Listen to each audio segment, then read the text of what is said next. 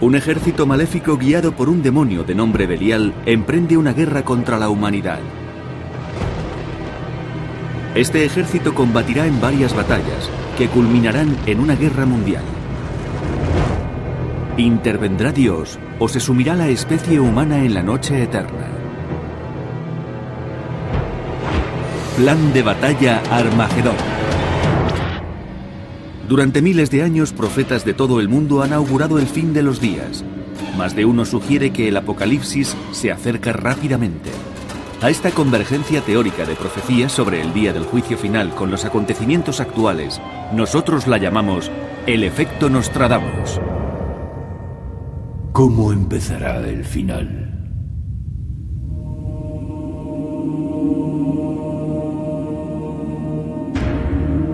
...1947, desierto de Judea. En una escarpadura que se alza cerca del Mar Muerto, un pastor nómada descubre una caverna donde halla un manuscrito. Contiene crípticas referencias como Ejército de Belial o Rey de Kitim. Será una alusión a las dos fuerzas, la luz y la oscuridad, que se enfrentarán en una cruenta batalla, desencadenando la Tercera Guerra Mundial y posiblemente el fin de la humanidad.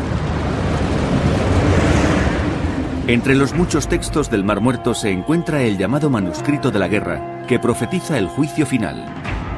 Pero ¿a quién está dirigido este mensaje? El manuscrito de hace unos 2000 años fue abandonado durante un conflicto que hizo tambalearse al judaísmo y arruinó el reconstruido templo de Salomón. El manuscrito de la guerra es la única versión de primera mano legada por un grupo de judíos místicos que decía saber cómo sería la última gran guerra. Su propósito con este relato era dar a conocer un acontecimiento profético, algo que ocurriría en el futuro. Por eso hay quien lee el manuscrito de la guerra y piensa, puede que esto nos enseñe algo. Si somos capaces de relacionar las diferentes etapas de la batalla con acontecimientos contemporáneos, tal vez podamos encontrar la clave para desvelar estos misterios. ¿Seremos los humanos de la actualidad los destinatarios de la advertencia contenida en el manuscrito de la guerra? ¿Veremos el fin del mundo como lo describe con escalofriantes detalles este documento de hace 2000 años? Quizá la profecía del manuscrito coincida con textos del Antiguo o del Nuevo Testamento, o se asemeje a las profecías apocalípticas de otras culturas. Si los acontecimientos de la actualidad recuerdan a los mencionados en aquellos antiguos textos, tal vez podamos deducir que nuestro destino estaba escrito. Quizá estemos ante un nuevo ejemplo del efecto Nostradamus.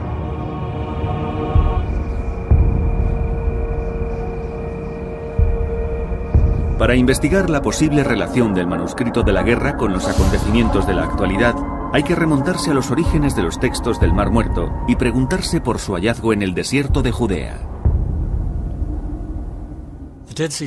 Estos manuscritos son un conjunto de documentos encontrados en 1947 cerca del Mar Muerto. De ahí su nombre. Los halló en una cueva un joven pastor beduino. Eso es lo que dice la historia. Los rollos componen una colección de textos manuscritos que tardaron unos 200 años en ser redactados. Contienen fragmentos de la Biblia hebrea o Antiguo Testamento. Los arqueólogos descubrieron otras 10 cuevas cercanas que guardaban casi 900 documentos escritos en pieles de animales y papiros, todos ellos sellados en vasijas.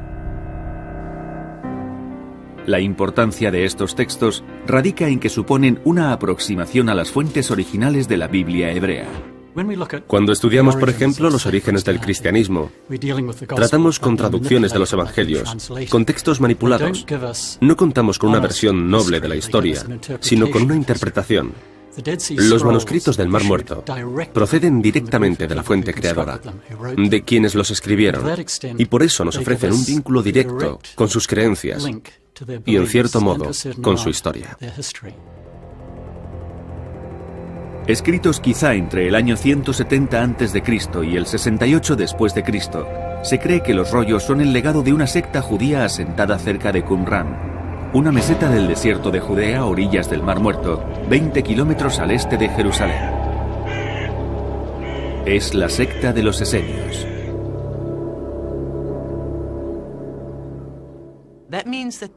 Eso significa que vivieron en la época en que se estaban formando tanto el judaísmo rabínico como la comunidad que rodeaba a Jesús, la cual acabó fundando la Iglesia Católica. En este aspecto es un hallazgo extraordinario. Tenemos textos manuscritos auténticos de una comunidad que vivió en aquel tiempo. Por tanto, según algunos expertos, la autoría de los textos corresponde a los esenios, pero ¿quiénes eran? Se trataba de un grupo judío separatista que evitaba mezclarse con el resto de la sociedad para mantener su pureza religiosa. Hacían esto porque despreciaban la moralidad que imperaba en su época. Creían que la humanidad se había apartado de los preceptos de Dios. Los esenios creían que el pueblo judío había despreciado a Dios, pues no vivía de acuerdo con las Escrituras y era demasiado secular y humanista, y por eso Dios había permitido que invasores como los romanos conquistasen su patria.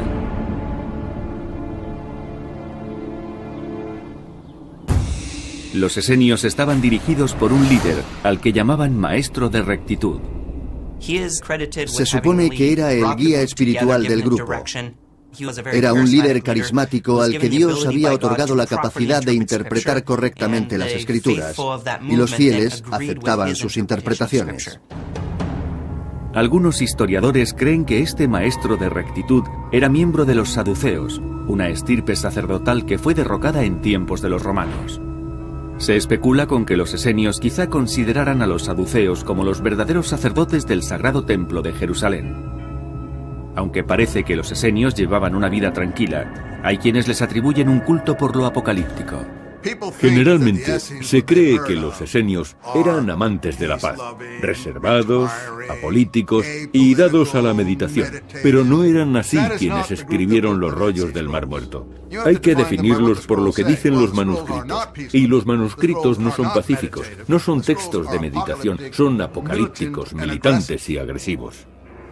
Los intérpretes de los textos sugieren que la creencia en un apocalipsis venidero inspiró a los esenios en la redacción del manuscrito de la guerra, que podría considerarse una especie de manual bélico. Pero ¿podría también interpretarse como una profecía del Armagedón? La clave puede ocultarse en el propio texto, que habla de un violento enfrentamiento entre dos fuerzas opuestas. El documento comienza con estas palabras: El primer ataque de los hijos de la luz será dirigido contra las fuerzas de los hijos de las tinieblas. Parece ser que los esenios se referían a sí mismos cuando hablaban de los hijos de la luz. Se llamaban a sí mismos la comunidad del pacto renovado. Los hijos de la luz serían todos aquellos que respetasen y aplicasen la sabiduría de las Escrituras. También hay quienes encuentran paralelismos entre los esenios y ciertos devotos de la fe judía de nuestros días. Tradicionalmente los judíos se han considerado a sí mismos colectivamente como el pueblo que representa la luz espiritual. Pero el manuscrito también habla de un bando siniestro, los hijos de las tinieblas, que combatirán contra los hijos de la luz. ¿Serán las fuerzas del mal que han vuelto la espalda a Dios? Refiriéndose a los hijos de las tinieblas, el texto dice: Apoyándoles están aquellos que han violado el pacto. Entre los hijos de las tinieblas, según dice el manuscrito de la guerra, también están los violadores del pacto.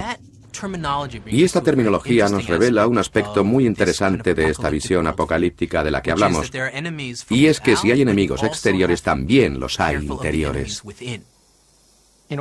Para entender quiénes serían los hijos de las tinieblas, pensemos que para los esenios, los violadores del pacto eran las gentes que se habían apartado de Dios, aunque se autoproclamaran religiosas. Los esenios identificaban a los hijos de las tinieblas con el pueblo judío, que había rechazado la estricta práctica judaica conocida como ley levítica, y con aquellos que carecían de normas morales. Según el autor del manuscrito de la guerra, los hijos de las tinieblas son traidores a su fe. Fijándonos en el manuscrito de la guerra, ¿Podremos identificar a los hijos de las tinieblas y a los hijos de la luz en el mundo contemporáneo? La historia podría aportar una pista. En el año 37 a.C., tras cientos de años de dominación persa y griega, Jerusalén se vio de nuevo ocupada, esta vez por los romanos. Hay un nuevo enemigo contra el que reaccionar, Roma, que coloca en el trono de Judea a hombres como Herodes el Grande, que no es judío, y por ello ofende el sentimiento judío, y también a aquellos que se adhieren al manuscrito de la guerra. Las personas que escribieron estos textos odiaban a los romanos, odiaban ser dominados por una fuerza invasora. Los romanos eran para ellos mandatarios paganos que incluso exigían sacrificios en honor del emperador en el templo judío. También exigían el pago de tributo a Roma. Tenían además otras muchas prácticas que los judíos, fieles a su ley, consideraban sucias e inmorales.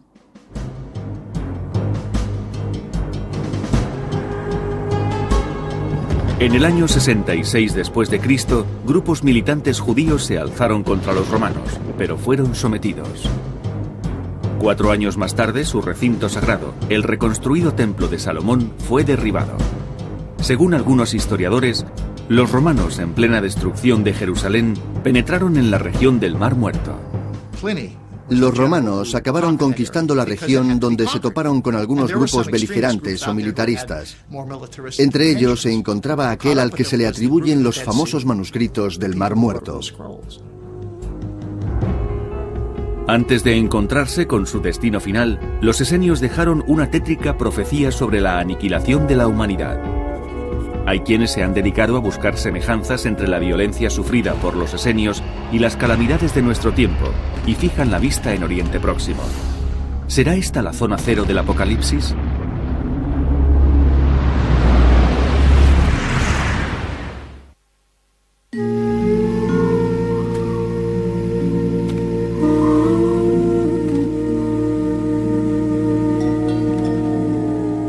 Los manuscritos del Mar Muerto constituyen uno de los hallazgos arqueológicos más importantes del siglo XX.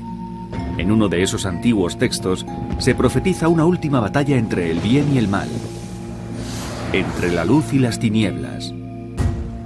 Es el manuscrito de la guerra. ¿Podría tratarse de un augurio de la Tercera Guerra Mundial? Lo que recoge el manuscrito es la realidad que ellos esperaban.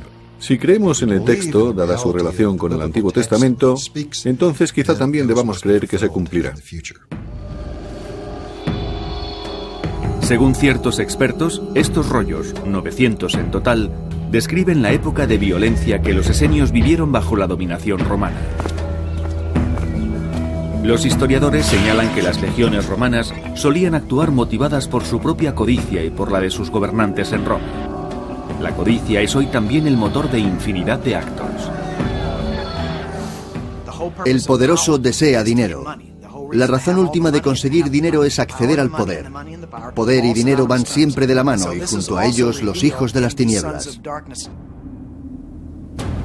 Del manuscrito de la guerra se deduce que sus autores, los esenios, repudiaban a los codiciosos y como tales calificaban a los hijos de las tinieblas.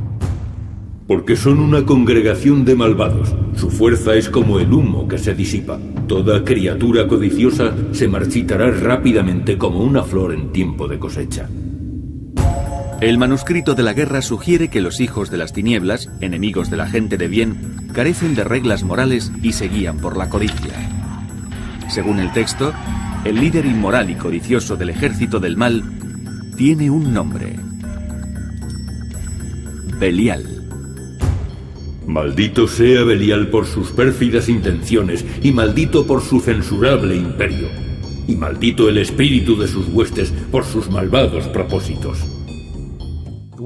El manuscrito de la guerra habla de los hijos de las tinieblas, que son aquellos que siguen a una figura celestial, cuyo nombre es Belial, otro de los nombres de Satán.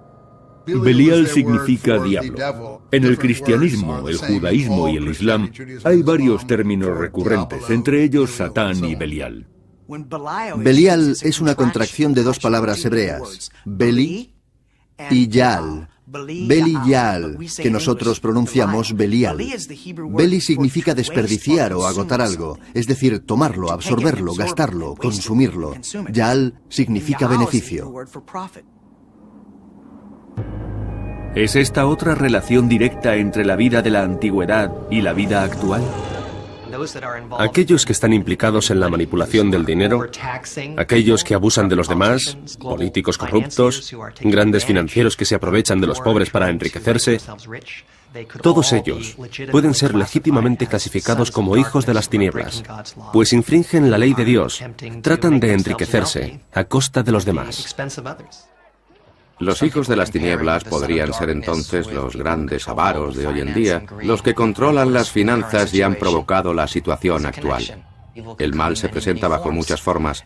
Sabemos que la inestabilidad económica puede desencadenar brotes de violencia y estos, a su vez, desencadenar guerras. El diabólico Belial se habría encarnado en los ejecutivos de Wall Street. El colapso económico de 2008 es uno de los hechos más importantes de la última década en Estados Unidos. Las repercusiones se han dejado sentir en todo el planeta y casi han provocado una nueva Gran Depresión. Las amenazas que nos acechan no tienen que ver tan solo con la violencia. La economía también puede provocar el caos. Un enemigo del bien muy poderoso, no solo físicamente, sino también económica y políticamente, podría ceñirse al concepto de hijos de las tinieblas y representaría algo terrible no solo para el pueblo judío, sino para el mundo entero. Si admitimos esta teoría, ¿deberíamos suponer en consecuencia una aniquilación de nuestro mundo debido a una catástrofe financiera? Aniquilación. Cuando escuchamos esta palabra, nos viene a la mente una gigantesca nube de humo en forma de hongo. Pero esa solo es una forma de aniquilar una nación. Golpeando su economía también la aniquilas. Para los creyentes, las penurias económicas quizás sean una señal de que el mundo navega a la deriva, y puede que adviertan semejanzas entre el manuscrito de la guerra y un texto de la Biblia, el Apocalipsis. El libro del Apocalipsis es como una versión cristiana de los rollos del Mar Muerto. De hecho, no se pueden concebir por separado. Hay que contemplarlos en cierta manera, como un conjunto. Cuando uno lee el Apocalipsis se encuentra con los mismos personajes, las mismas plagas y los mismos acontecimientos que en el manuscrito de la guerra. Ambos citan los mismos detalles. Hay un conflicto cósmico entre el bien y el mal, entre Dios y el diablo. Y en la batalla de Armagedón interviene Dios mismo. Él aplasta el mal y después surgen un nuevo cielo y una nueva tierra donde se impone el bien y el amor. Todos estos elementos coinciden en el manuscrito de la guerra y el libro del Apocalipsis.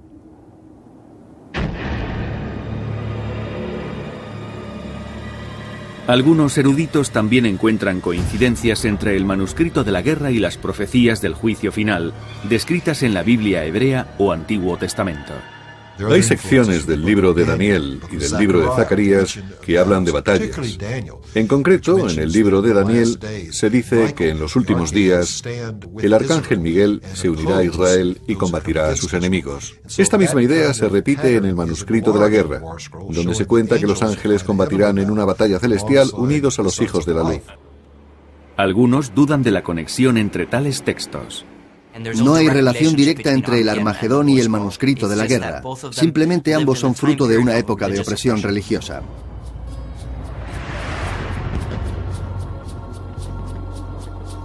No obstante, si las profecías de la Biblia hebrea, del Apocalipsis y del manuscrito de la guerra coinciden y todas predicen sucesos similares, ¿es por pura coincidencia o hay algo más? Puede ser una misma advertencia. ¿Se estará forjando un terrible conflicto que resuena desde tiempos antiguos? El manuscrito de la guerra señala muchas fuerzas que definen a los hijos de las tinieblas. Y es más, para quienes creen en él, el texto también predice el lugar exacto donde podría estallar la Tercera Guerra Mundial.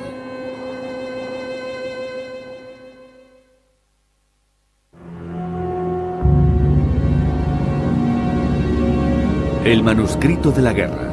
Un relato estremecedor sobre fuerzas que se enfrentan por el control del mundo. Quizá un esbozo de Armagedón, una guerra del siglo XXI que pondrá fin a todas las guerras. Pero ¿puede un documento de hace 2000 años, escrito por fieles de una antigua secta, predecir el fin del mundo en nuestro tiempo? ¿Se puede deducir que esta profecía se refiere a acontecimientos contemporáneos? El manuscrito de la guerra describe una batalla futura, una batalla escatológica. En otras palabras, una batalla que precede al fin de los días, la batalla final entre el bien y el mal. Sus defensores dicen que el texto del manuscrito de la guerra habla explícitamente de los lugares de procedencia del enemigo y lo consideran una advertencia. Lucharán contra Mesopotamia, lucharán contra los hijos de Asiria y Persia. Estas tierras están hoy habitadas por gentes entre las cuales muchos son hostiles a las creencias religiosas de los antiguos esenios y de sus homólogos actuales, y los conflictos religiosos siguen presentes en toda la región. Mesopotamia es un término general que se usa para referirse a la región que hoy queda al este de Jerusalén. La compondrían los países situados al este de Israel.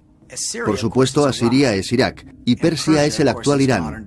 Como sabemos, esos países han estado y están implicados en acontecimientos de relevancia en la historia del mundo moderno.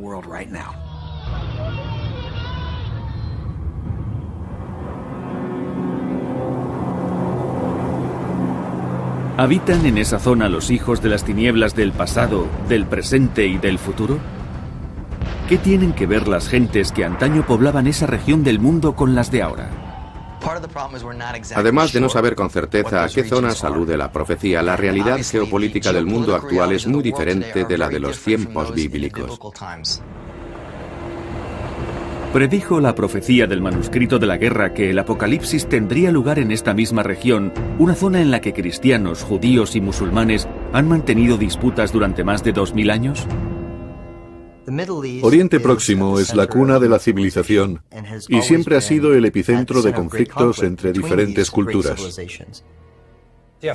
Cada una de estas tres grandes religiones se autoproclama única dignataria del mensaje de Dios, y no parecen entenderse.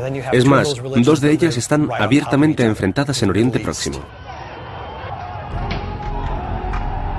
Este conflicto entre culturas se extendió hacia Occidente el 11 de septiembre de 2001, cuando las Torres Gemelas del World Trade Center de Nueva York fueron objeto de un ataque terrorista que utilizó aviones secuestrados como misiles. No es el único caso. En los últimos 50 o 60 años, el islamismo militante había atentado varias veces en Europa y Oriente Próximo, pero Estados Unidos nunca había sufrido un ataque de este tipo. Sin embargo, se sumó a la trágica lista el 11 de septiembre, y entonces supo que el problema también le afectaba.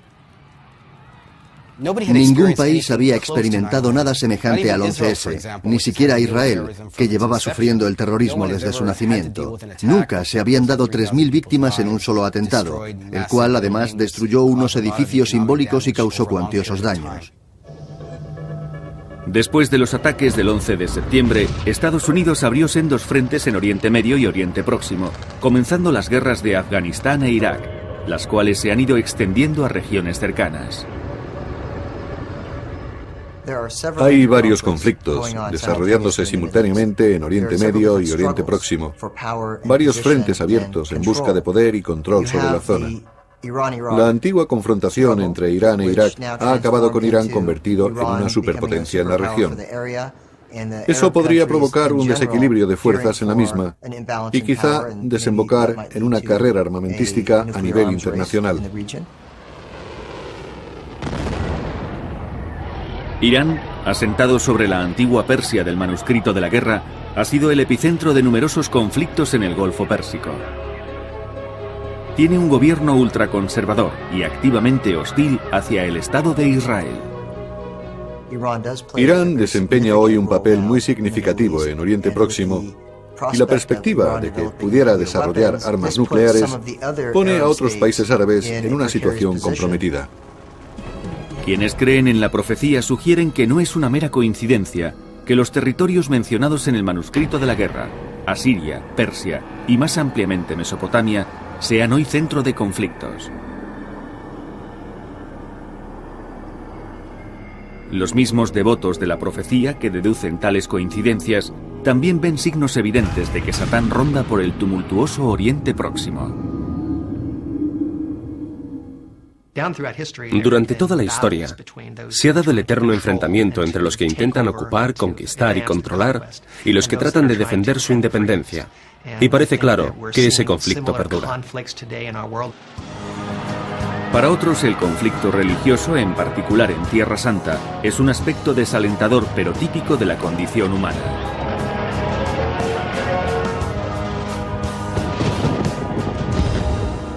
¿Qué otros datos revela la profecía del manuscrito de la guerra? Según esta, tendrán lugar 7 grandes batallas que culminarán en el fin de los días. Entre quienes lo han analizado, algunos afirman que 6 de estas batallas ya se han producido, preparando el escenario para el último conflicto del bien contra el mal.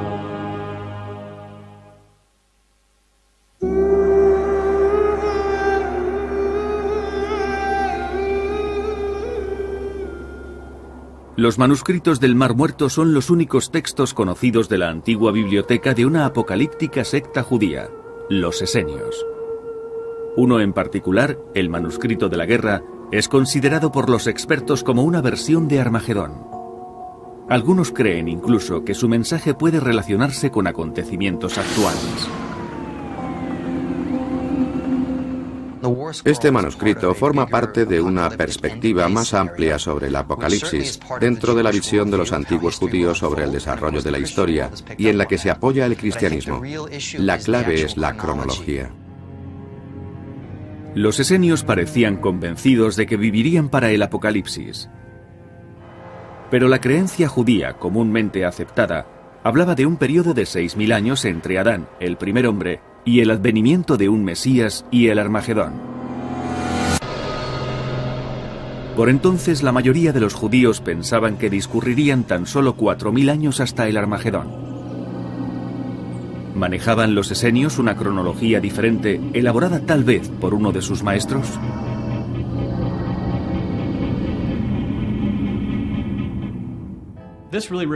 El maestro de rectitud conocía los misterios de la palabra de los profetas. Dicho de otro modo, era capaz de interpretar las Escrituras y deducir, por tanto, cómo se cumplirían las antiguas profecías, en qué tiempo y lugar. Según el manuscrito, los esenios creían que la guerra final propiciaría el retorno de todas las tribus judías a Tierra Santa. Los hijos de Leví, los hijos de Judá y los hijos de Benjamín lucharán contra todas sus tropas cuando los exiliados de los hijos de la luz vuelvan del páramo de las naciones para acampar en el territorio de Israel. En este aspecto, el manuscrito de la guerra y los textos bíblicos más ampliamente aceptados están en sincronía. La Biblia dice muy claramente que en el fin de los días se reunirán las tribus de Israel y que sus enemigos se unirán a su vez contra ellos.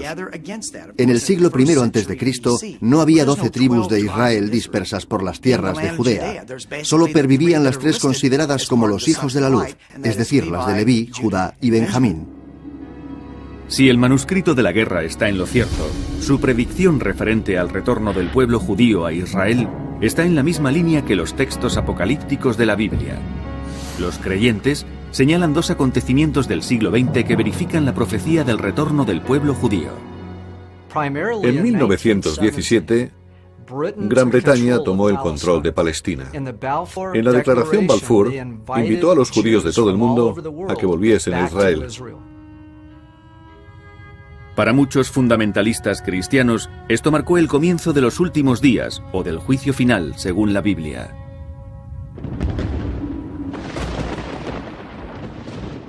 Hay miembros de la sociedad israelí que conservan esa antigua visión apocalíptica y muchos fundamentalistas y miembros de la Iglesia evangélica de nuestro tiempo que conviven con nosotros, tienen una perspectiva similar y ven la fundación del Estado de Israel como un primer paso hacia el Apocalipsis. El 14 de mayo de 1948 quedó establecido el Estado de Israel, pero sus vecinos árabes no lo reconocieron. Egipto, Siria, Jordania, Líbano e Irak, todos al unísono, atacaron al día siguiente, empezando una sangrienta guerra que se prolongaría durante un año y sería la primera entre otras. Los árabes consideraron que la creación de un Estado judío era injusta y que éste no debería existir en la región. Y emprendieron la guerra para tratar de evitarlo, para estrangularlo desde su nacimiento. Pero Israel se impuso.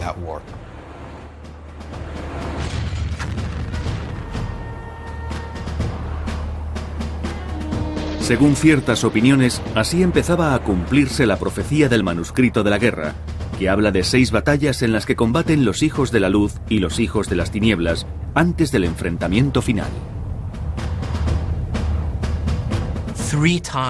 Los hijos de la luz triunfan en 3 ocasiones, pero no definitivamente. Son victorias momentáneas.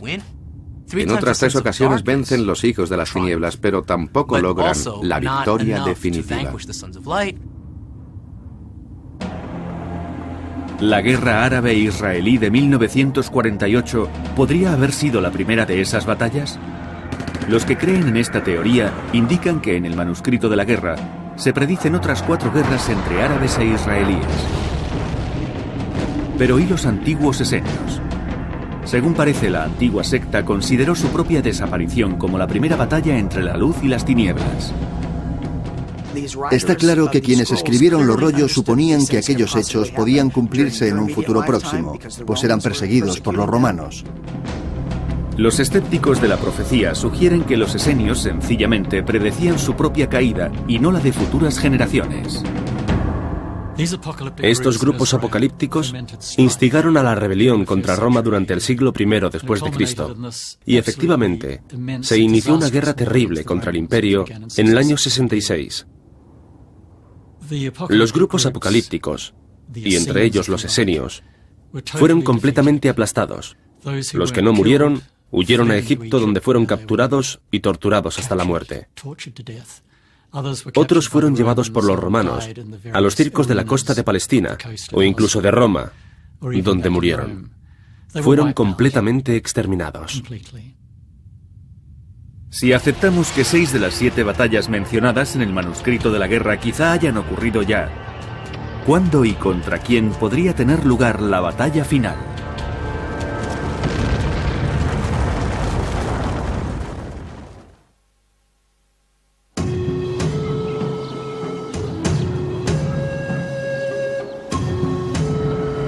¿Es el manuscrito de la guerra tan solo un manual que esboza una estrategia militar o es, como algunos sugieren, una visión profética de la Tercera Guerra Mundial? Según los que creen en ella, la profecía apocalíptica escrita por una antigua secta judía hace 2000 años coincidiría con acontecimientos actuales.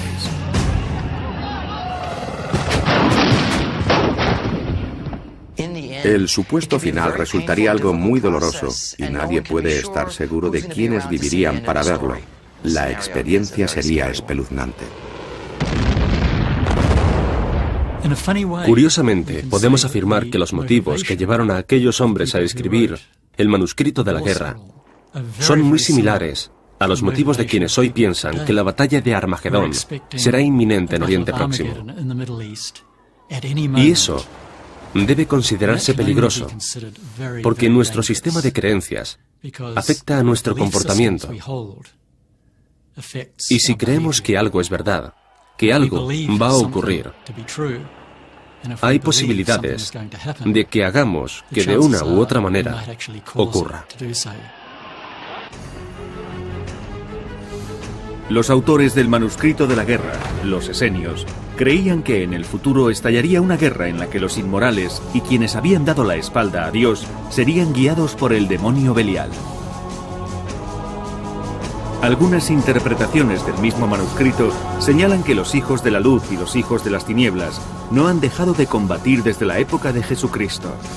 Pero algunos expertos se preguntan si se debe conceder relevancia al manuscrito. El propio texto es en sí mismo muy abierto. Tenemos unas personas que se consideran a sí mismas el lado correcto y que a su vez consideran a otras como enemigas de lo correcto. Lo que trato de decir es que cuando alguien interpreta el manuscrito de la guerra relacionándolo con la actualidad, habla en función de su propia ideología, aplicada a las palabras del manuscrito. Los que quieren atribuir literalidad al texto consideran a los actuales israelíes como los descendientes directos de los hijos de la luz, y señalan pasajes como este. En nombre del Dios de Israel ha sido invocada una espada contra todas las naciones, y él la empleará con dureza por los hombres santos de su pueblo. El pueblo judío se ha considerado siempre a sí mismo como el elegido para la salvación del mundo, el encargado de librarlo del mal y devolverlo al estado espiritual anterior a su corrupción, es decir, al paraíso terrenal. Al igual que los esenios, algunos practicantes actuales de la fe judaica interpretan la Biblia hebrea y sus leyes como divinas o transmitidas por Dios, especialmente en lo referente a la profecía sobre la llegada del Mesías. Afirman que tanto esta Biblia como la profecía del manuscrito de la guerra señalan el establecimiento del Estado de Israel como un primer signo del final de los tiempos. Pero además existe otra a la que conceden relevancia. En Israel existe actualmente una pequeña comunidad que está imbuida en un cierto fervor mesiánico y quiere restablecer el tercer templo, creyendo que eso es un paso en el proceso hacia la llegada del Mesías y el fin de los tiempos. Se trata de una cuestión polémica, pues en estos momentos, en su supuesto emplazamiento, hay una mezquita musulmana, lo cual complica las cosas.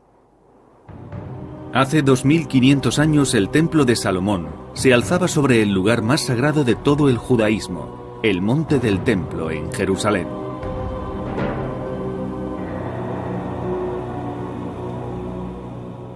El monte del templo tiene un gran significado para el pueblo judío, porque según la tradición, allí llevó a Abraham a su hijo para sacrificarlo. Allí también construiría David el primer templo en el cual se guardaba el Arca de la Alianza, único lugar donde el Espíritu de Dios reside sobre la tierra. Así pues, no habría un lugar más sagrado para los judíos que el monte del templo. Para los musulmanes, el monte del templo también es sagrado. Conocido por ellos como el noble santuario, es el tercer lugar más venerado del Islam. Según el Corán, el profeta Mahoma viajó a Jerusalén en el siglo VII después de Cristo y ascendió al cielo desde dicho monte. En ese lugar se encuentra hoy la mezquita de Al-Aqsa, así como la cúpula de la roca terminada el año 691 después de Cristo. Sin duda convergen allí multitud de intereses religiosos. Aunque el monte del templo está en territorio de Israel, este Estado ha cedido la autoridad legal sobre el lugar a los dignatarios religiosos musulmanes. Pero la posibilidad técnicamente está ahí. Israel podría decir en algún momento, queremos construir un templo. Dicha posibilidad es la que complica las cosas, pues hay muchos grupos presionando en uno y en otro sentido. Pero eso no es todo. Algunos fundamentalistas cristianos creen que la reconstrucción del templo de Salomón adelantaría el regreso de Jesús, y también ellos presionan a favor de la construcción. Algunos miembros de la comunidad evangélica de Estados Unidos apoyan esa idea, coincidiendo en todo con el grupo judío mesiánico, excepto en lo que se refiere a la identidad del Mesías. Pero no es fácil que esto se produzca, porque en mi opinión, el significado de la palabra yihad se haría evidente si Israel intentara destruir los edificios del monte del templo. El mundo musulmán se levantaría en armas si la cúpula de la roca y la mezquita de Al-Aqsa fuesen destruidas para levantar un templo judío. Sería el Armagedón. La cúpula de la roca, la mezquita de Al-Aqsa y el antiguo templo de Salomón son nombres que suscitan gran pasión entre aquellos que consideran este lugar sacrosanto. Incluso los fanáticos del manuscrito de la guerra podrían incluirse entre quienes desean construir el tercer templo, lo cual, de acuerdo con sus creencias, desencadenaría la batalla entre los hijos de la luz y los hijos de las tinieblas. La gran mano de Dios vencerá a Belial y a todos los ángeles que domina. La maldad será aniquilada sin dejar rastro. No habrá supervivientes entre los hijos de las tinieblas. Los que han estudiado el manuscrito de la guerra afirman que hay cierta lógica en la posibilidad de que esta y otras profecías apocalípticas puedan coincidir. Alegan que Oriente Próximo sigue siendo una encrucijada de civilizaciones y el campo de batalla de Armagedón. Según el manuscrito de la guerra, los cielos se abren, desciende la espada de Dios y con ella Miguel, el arcángel, para ponerse al frente de los hijos de la luz. En algún momento Dios intervendría y derrotaría al enemigo con una espada no humana. No sabemos qué quiere decir eso, todo es muy críptico. Así Dios puede intervenir como decida. ¿Qué podría ser esa espada no humana? ¿Una poderosa arma que solo Dios conoce? ¿Alguna forma de intervención divina? Nadie lo sabe. Al final de los tiempos, el Mesías retorna para el Islam, el judaísmo y el cristianismo. Nadie sabe si estos tres Mesías son el mismo o serán distintos. Y si es esto último, ¿cuál de los tres combatirá y contra quién? Lo importante acerca de esta gran batalla, de la que se habla en los diferentes textos, es que si muchos creen en ella, y si esa creencia influye en la vida de esas gentes, ¿quién se atreve a decir que no tendrá lugar?